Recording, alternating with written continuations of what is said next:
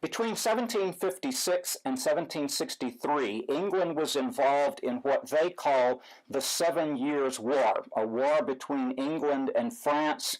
England will end up in the ascendancy over France as a result of this war. That wasn't at all clear at the time when the war began. Tensions were running very high. English people, including John Wesley and Charles Wesley themselves, expected a French invasion, and rumors were rife about a French invasion. The French did, in fact, invade some areas of Ireland during that particular time. It's what in North American history we call the French and Indian War. But it's in that period, interestingly, I don't know if it has anything to do with the war, that John Wesley comes into serious conflict with his brother Charles and with his wife Mary. There was a period of 3.5 years when John Wesley had no correspondence at all with his brother Charles, despite the fact that they had had voluminous correspondence before that time. And when they come out of that period in the very late 1750s, they never have the kind of intimate friendship that they had had before. Similarly, John Wesley has tensions with his wife around the same time. John Wesley had been writing to some younger married women, and he often wrote to them in a very spiritually intimate kind of way. Nothing explicitly sexual about this, but he wrote, for example, to one woman, to Sarah Ryan. He said, "When I am with other people, they may bring me close to God, but when I am with you, I come directly into God's presence."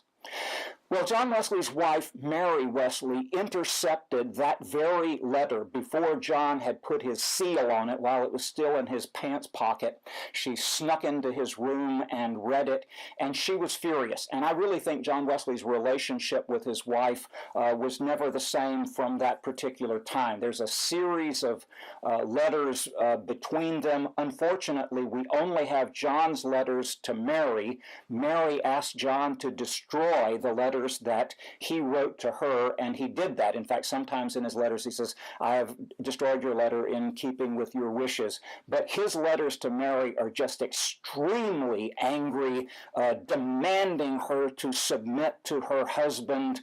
At one point he says, "I am affectionate husband John Wesley," and then you can see he's scored through very deeply the word affectionate. So it was very tough, and eventually they part ways. They never actually divorced, but they parted from each other. They did not share the same house from that point. He would get back together with her in the early 1770s for a while, but that didn't last either. And so it's a rather sad story between John and Mary. Methodist historians in the past have laid the blame entirely on Mary Wesley. I think that's entirely unfair. We don't have her side of the story. And from John's letters, you get the impression that he was absolutely overbearing and wouldn't have been a very nice guy to be married to, as a matter of fact. So that's one of the things about John Wesley's life that we simply have to acknowledge.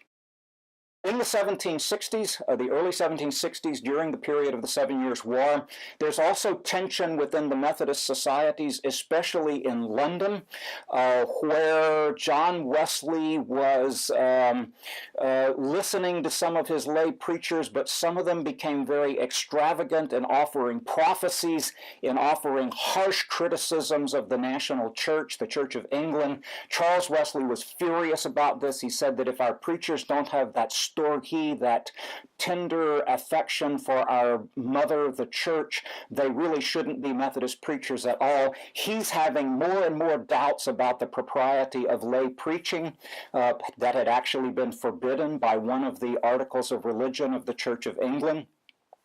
And John and Charles are divided over this issue. John took a long time. When people told John that they had a revelation from God, John tended to believe them. Charles Wesley, he was very dubious about these things. So when John writes a letter to Charles, finally admitting that these folks were eccentric and were dividing the societies, Charles Wesley wrote an endorsement to the letter. That means his own comment simply indicating what the letter is about.